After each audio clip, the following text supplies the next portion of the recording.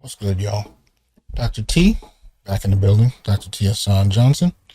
And we are talking today about a particular commercial I ran across last night.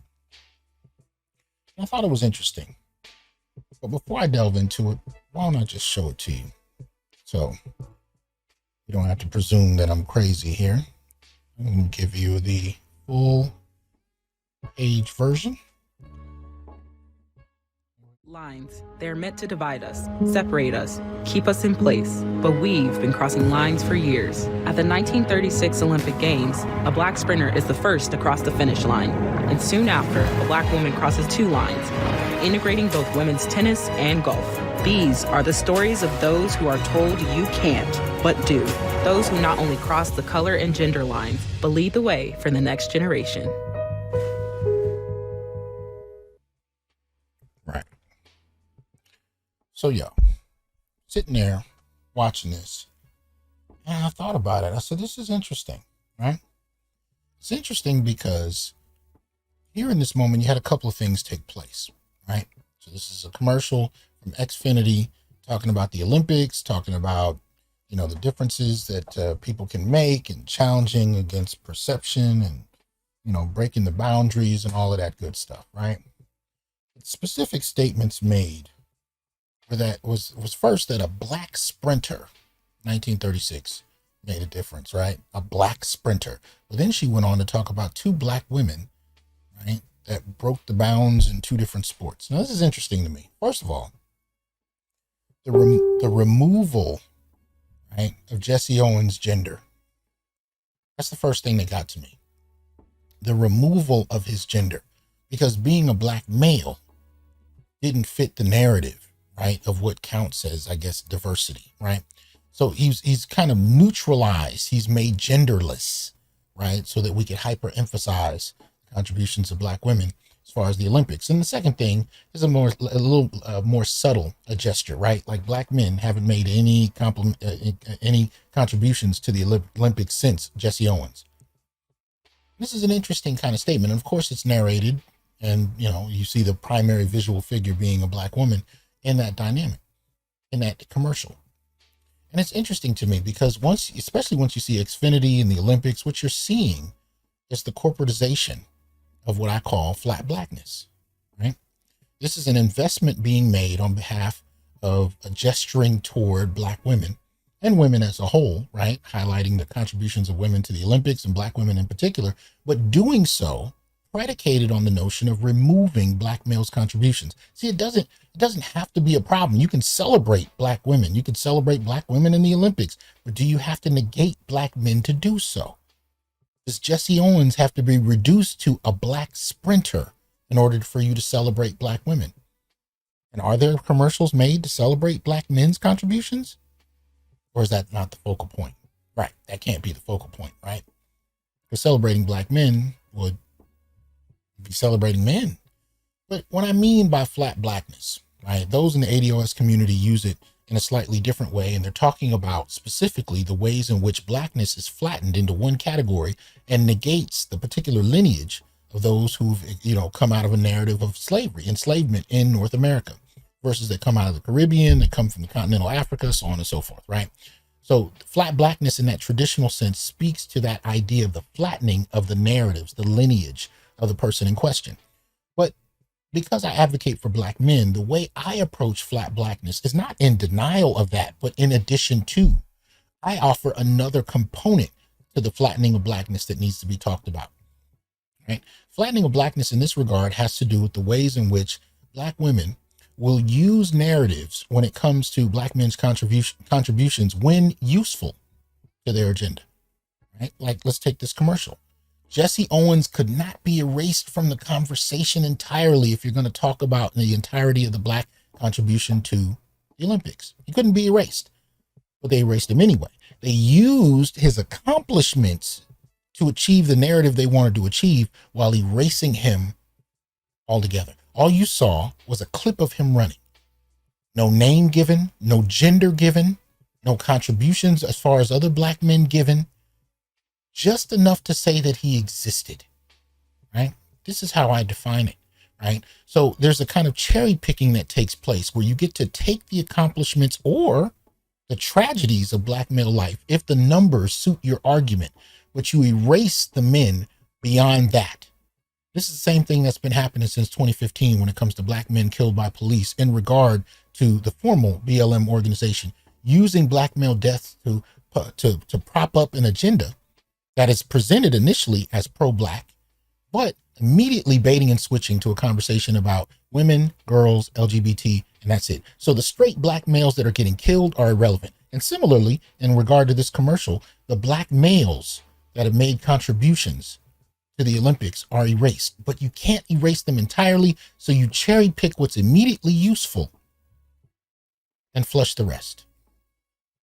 This is what I mean when I talk about flat Blackness. It's an engagement mostly by Black feminists to use Black male data, Black male experiences when applicable, when useful, but in all other ways possible, erase Black men's presence in lieu of highlighting and foregrounding Black women and girls.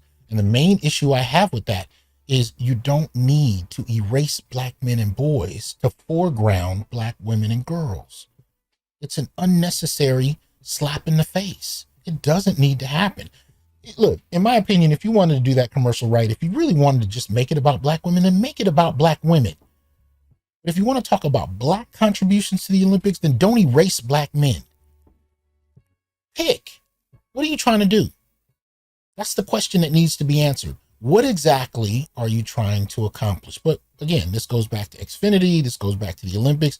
And there are some that would tell you, well, you know, what you need to do is, you need to, cut Black women a break. You just need to, focus on the white man in the situation, the white supremacy.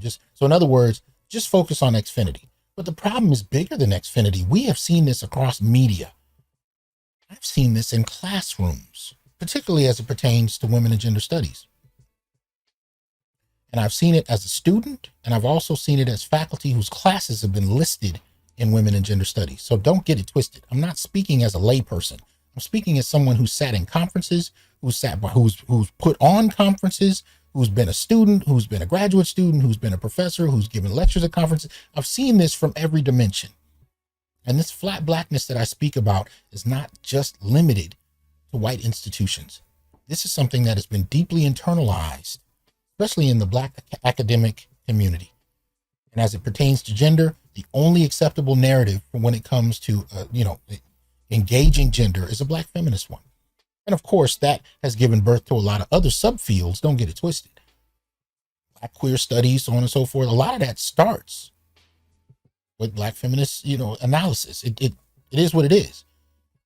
But the point I'm getting at is when you actually start to talk about Black male studies or Black masculinism, where we center Black males and we look at the Black male experience using primarily empirical data, verifiable information, be it history or data, in regard to statistics and whatnot. When you look at it using that as a vantage point, one of the things you have to call out is the cherry picking of the Black male experience when the experience is useful to others and other demographics in the Black community, while erasing simultaneously the Black male presence from visual memory and from memory in and of itself. So again, you saw a clip of Jesse Owens, but here's the thing. If you didn't know who Jesse Owens was, that commercial went right over your head. Seriously. If you didn't know who Jesse Owens was, it's gone.